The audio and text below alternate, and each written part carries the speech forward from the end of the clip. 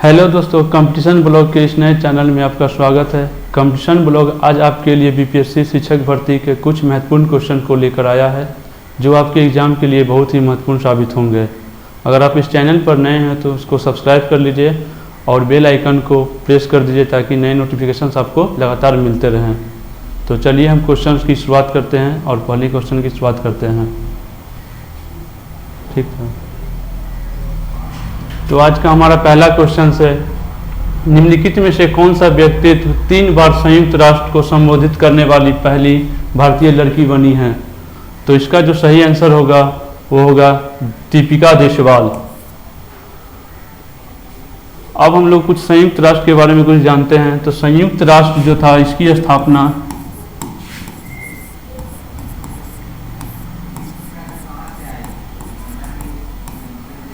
स्थापना जो हुई थी 24 अक्टूबर 1945 को हुई थी। दूसरा क्वेश्चन आपसे संयुक्त राष्ट्र के बारे में ये पूछा जा सकता है कि इसके कितने अंग हैं? तो इसके जो अंग हैं वो टोटल 6 हैं। पहला अंग इसका है सुरक्षा परिषद,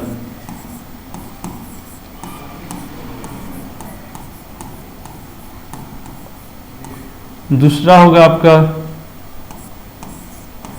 न्यास परिषद,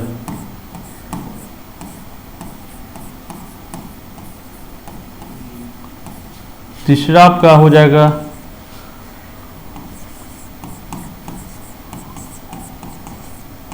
आर्थिक एवं सामाजिक परिषद,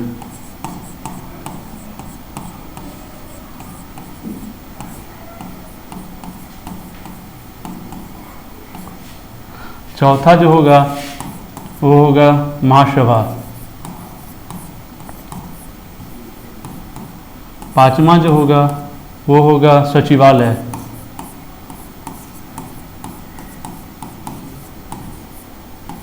और 6 नंबर का जो होगा वो होगा अंतर्राष्ट्रीय न्यायालय।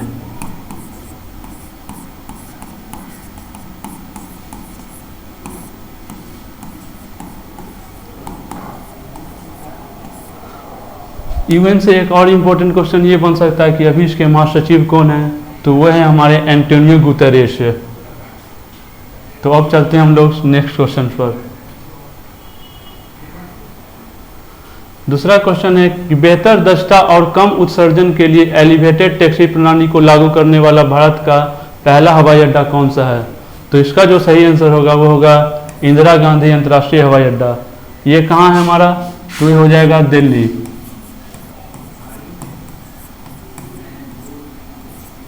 दूसरा जो है छत्रपति शिवाजी महाराज अंतर्राष्ट्रीय हवाई अड्डा, ये कहाँ हो जाएगा? तो हो जाएगा मुंबई। और तीसरा है कैंपागुर अंतर्राष्ट्रीय हवाई अड्डा, ये हो जाएगा बेंगलुरु।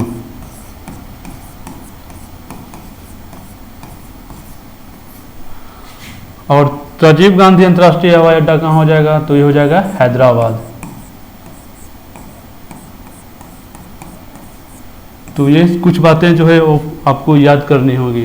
नेक्स्ट क्वेश्चन, एनटीपीसी ने बिहार में किस स्थान पर 660 मेगावाट यूनिट प्लांट को चालू किया है? तो ये जो होगा इसका आंसर होगा बाढ़ में। नेक्स्ट, अटल इनोवेशन मिशन ने जुलाई 2003 में एटीएल इंडस्ट्री विजिट लॉन्च करने के लिए किस संगठन के साथ सहयोग किया है? तो इसका आंसर जो हो जाएगा वो होगा बायर। इसमें और कुछ है नहीं। नेक्स्ट क्वेश्चन, निम्नलिखित में से किस पुरुष टीम ने दूसरा FIH हॉकी प्रो लीग का खिताब जीता है? तो ये है नीदरलैंड। नीदरलैंड की राजधानी एम्स्टर्डम।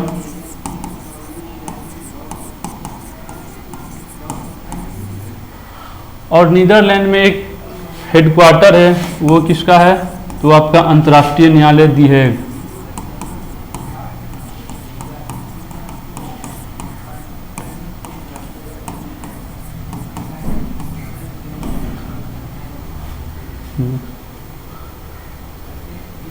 भारतीय रिजर्व बैंक के नए कार्यकारी निदेशक के रूप में किसे नियुक्त किया गया है? तो इसका सही आंसर होगा पी वासुदेवन। आरबीआई के बारे में कुछ अगर बात करते हैं तो आरबीआई की जो स्थापना होती है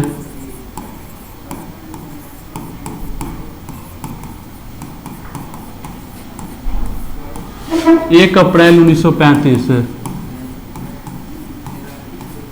इसके जो पहले गवर्नर थे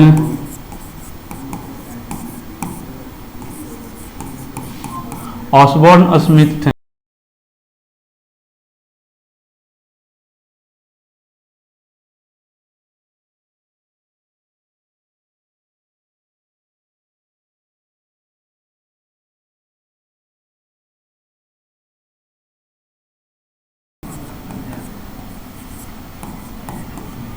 अभी हाल ही में सीडी देशमुख के नाम पर मुंबई में जो चर्च गेट रेलवे स्टेशन है उसका नाम बदलकर सीडी देशमुख रेलवे स्टेशन कर दिया गया। भारतीय संविधान को बनाने में कितना समय लगा था? तो भारतीय संविधान को बनाने में 2 वर्ष 11 माह और 18 दिन लगे थे। बिहार राज्य का पुनर्गठन किस वर्ष हुआ था? तो बिहार राज्य का जो पुनर्गठन हुआ था वो हमारा 2000 को हुआ था, जब झारखंड 15 नवंबर 2000 को झारखंड बिहार से जब अलग हुआ था। तो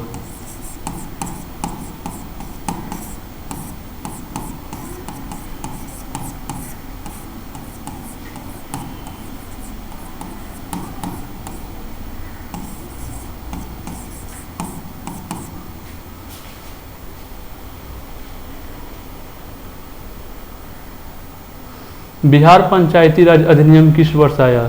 तो बिहार पंचायती राज वर्ष अधिनियम 2006 में आया। और पंचायती राज अधिनियम जो है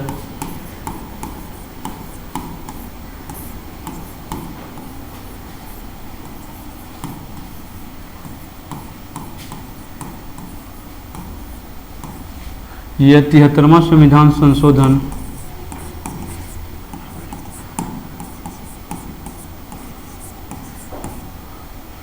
1992 के तहत।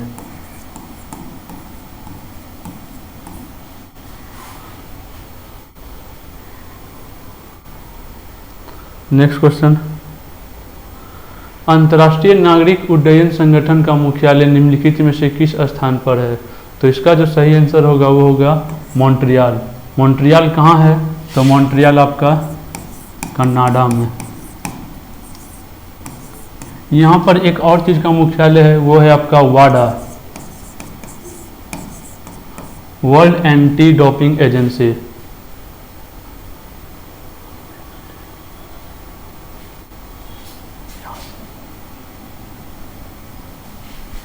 विश्व स्वास्थ्य संगठन की स्थापना कब हुई थी? तो विश्व स्वास्थ्य संगठन की स्थापना 7 अप्रैल 1948 को हुआ था। और इसका जो हेडक्वार्टर है वो आपको जिनेवा।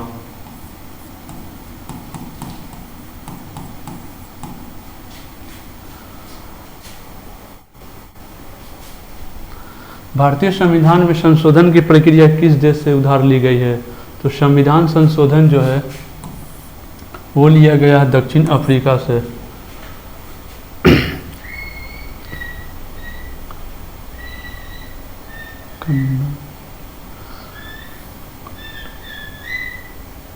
कनाडा से पूछा जाए तो यहाँ से लिया गया है संघात्मक विशेषताएं, और दूसरा राज्यपाल की नियुक्ति।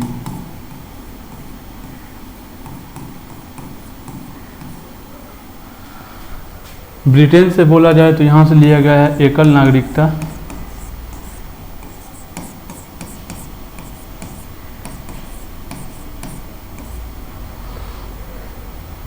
और ऑस्ट्रेलिया से समवर्ती सूची।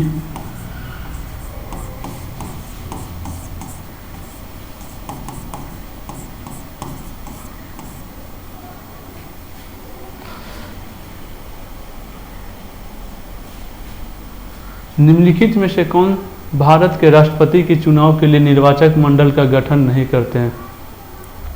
तो राष्ट्रपति के चुनाव में जो भाग नहीं लेते हैं वो हैं हमारे विधान परिषद के निर्वाचित सदस्य। लोकसभा के निर्वाचित सदस्य ये होंगे, राज्यसभा की, विधानसभा के भी होते हैं और राज्यसभा से भी होते हैं। ये तीनों होते हैं, लेकिन विधान परिषद के जो निर्वाचित सदस्य होते हैं ये राष्ट्रपति के चुनाव में भाग नहीं लेते हैं।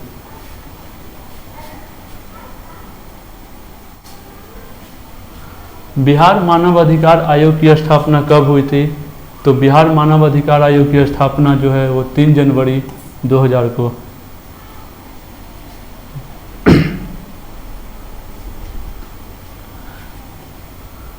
देश में आपातकाल के मामले में निम्नलिखित में से कौन मौलिक अधिकारों को निलंबित कर सकता है?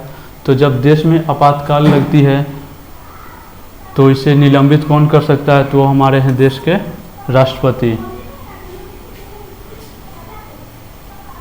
मौलिक अधिकार की अगर बात करते हैं,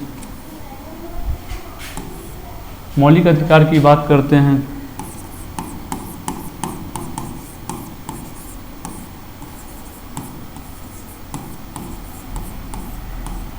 तो जो ये है भाग 3 में है, और अनुच्छेद की बात करें तो 12 से 35 में मौलिक अधिकार की चर्चा की गई है।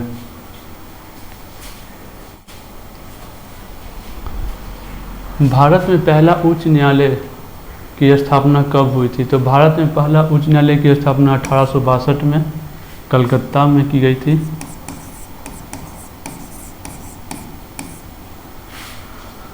नेक्स्ट क्वेश्चन, निम्नलिखित में से किस अनुच्छेद में सार्वजनिक रोजगार के मामलों में अवसर की समानता, अवसर की समानता का जो उल्लेख है वह है अनुच्छेद 16 में।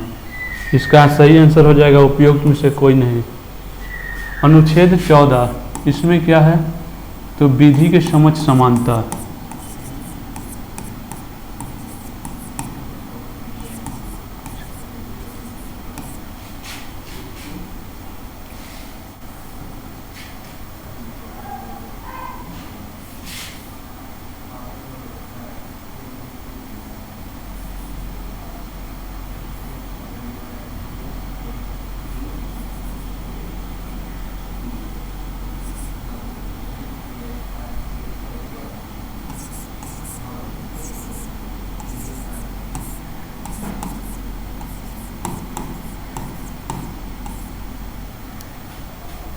अनुच्छेद 17, अस्पृश्यता का अंत।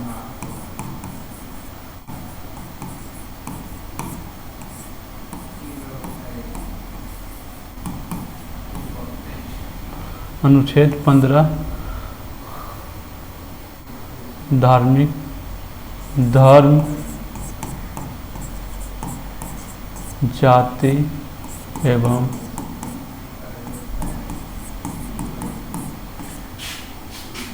लिंग में भेदभाव न करना।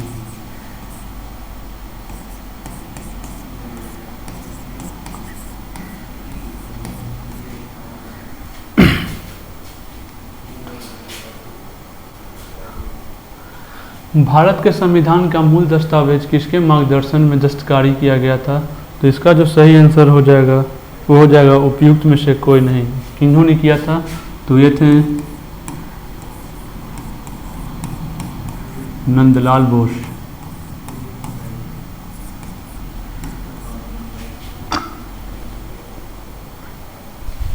भारतीय संसद की कार्यवाही में शून्यकाल का क्या अर्थ है? तो जो शून्यकाल का अर्थ है वो इसका आंसर हो जाएगा उपयुक्त में से कोई नहीं। शून्यकाल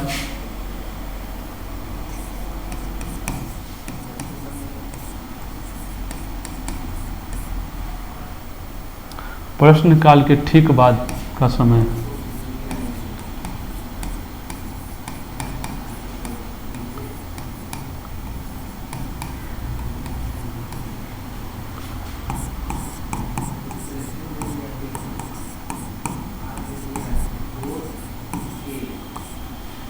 इसकी जो शुरुआत हुई थी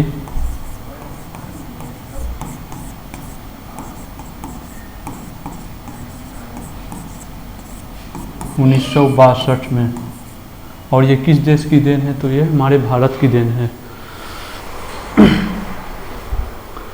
पटना उच्च न्यायालय की स्थापना किस वर्ष हुई थी? तो पटना उच्च न्यायालय की स्थापना 1916 में हुई थी। पटना उच्च न्यायालय के अभी मुख्य न्यायाधीश कौन है?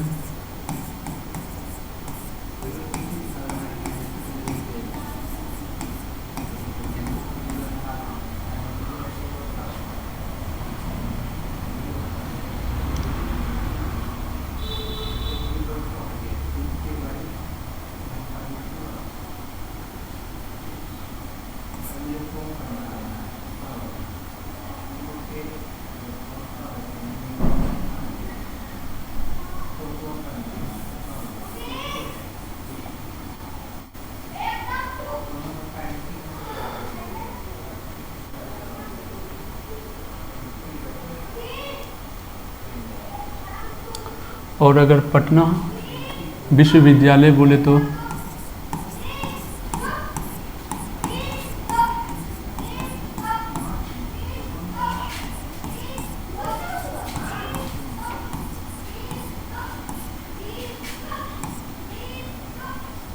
उन्नीस सौ 17।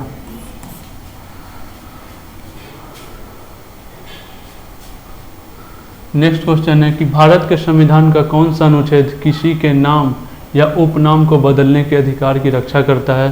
तो इसका जो सही आंसर हो जाएगा अनुच्छेद 21।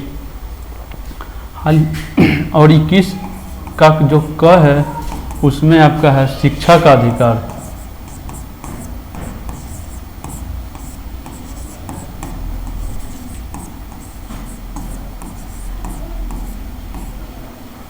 अनुच्छेद 25 की बात करते हैं तो इसमें आपकी है धार्मिक स्वतंत्रता।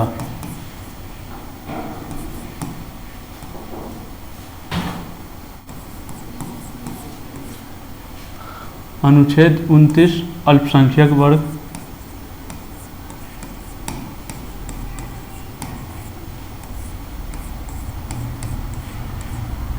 और अनुच्छेद 22 जो है वह है गिरफ्तारी संबंधी संरक्षण।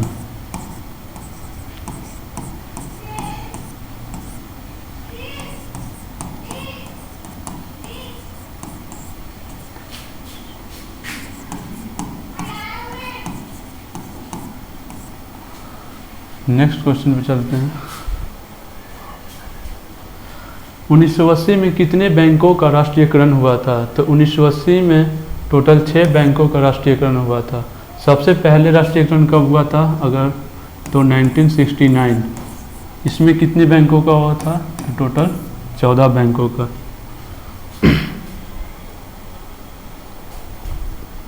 निम्नलिखित में से कौन सी रबी की फसल है? तो जो रबी की फसल है वो हमारा हो जाएगा सरसों और गेहूं दोनों। इसका आंसर हो जाएगा ये उपयुक्त में से एक से अधिक। ये जो है हमारी खरीफ की फसल हो जाएगी।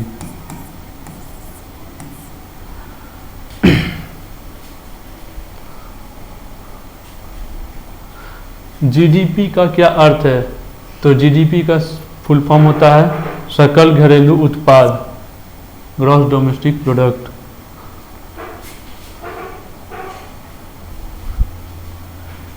नेक्स्ट क्वेश्चन, गिरती हुई वृद्धि और बेरोजगारी के साथ बढ़ती कीमतों की स्थिति को क्या कहा जाता है?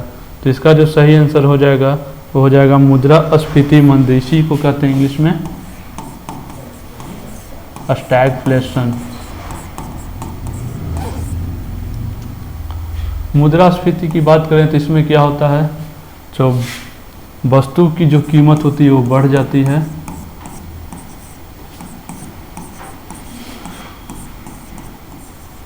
बढ़ती है और मुद्रा की घटती है, की जो कीमत होती है वो घटती है।